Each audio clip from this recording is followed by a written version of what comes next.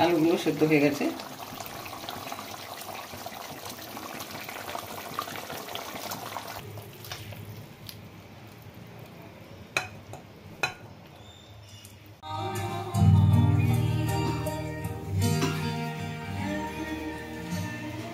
আজ আমি বানাবো কাতলা মাছ দিয়ে আলু দিয়ে পাতলা ঝোল।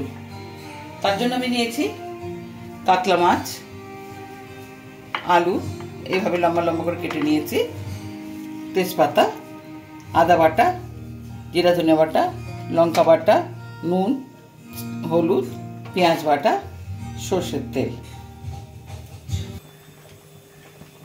কড়া গরম হয়ে গেছে।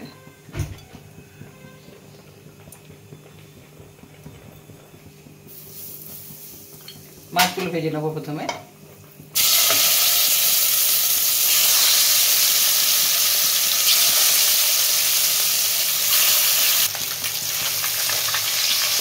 মাছগুলোকে তুলতে নিচ্ছি।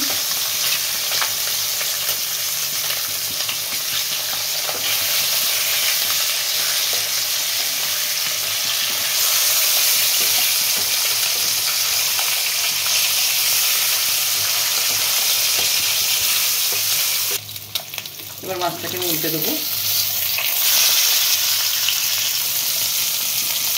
এবার আমি মাছগুলো তুলে নেবো।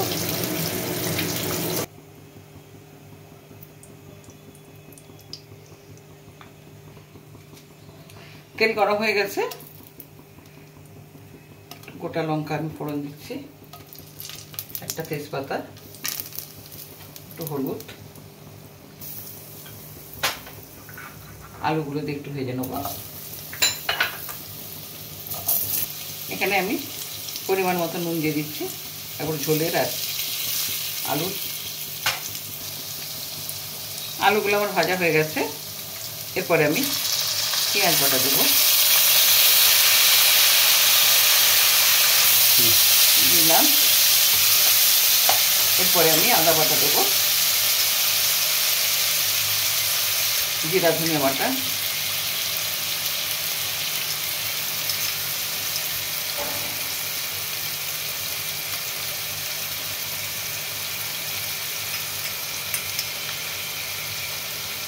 লঙ্কা বাটা দিলাম।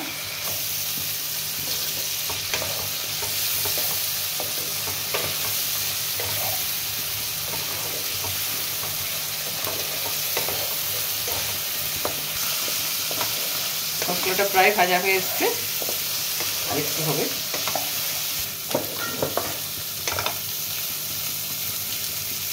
এবার আমি জল দিয়ে দিচ্ছি পরিমাণ মতো। আলুও সেদ্ধ হবে, তরকারিতে ঝোলও থাকবে, এই মতো আমি সেদ্ধ করছি। এবার ছোটো এলাচের গুঁড়োটা দিয়ে দিচ্ছি।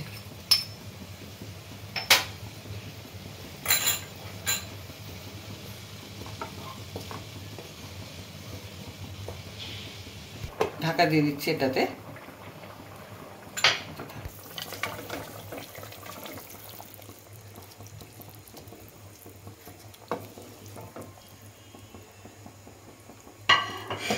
ঢাকা দিয়ে দিচ্ছি।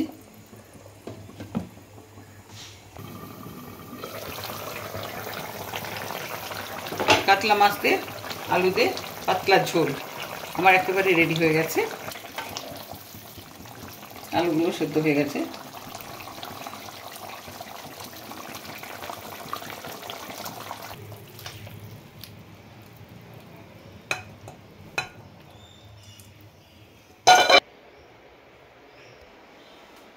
আজকে আলু দিয়ে কাতলা মাছের পাতলা ঝোল আমার রান্না হয়ে গেছে। আশা করি আপনাদের এই রেসিপিটা ভালো লেগেছে। আবার একবার বলছি, আজকে পূর্ণ স্বাধীনতা দিবসে সবাইকে আমার তরফ থেকে শুভেচ্ছা ও ভালোবাসা জানিয়ে নিত্যেজ কিচেনে সুতপা আজকের মতো আপনাদের কাছ থেকে বিদায় নিচ্ছে। সবাই সুস্থ থাকুন, ভালো থাকুন। নমস্কার।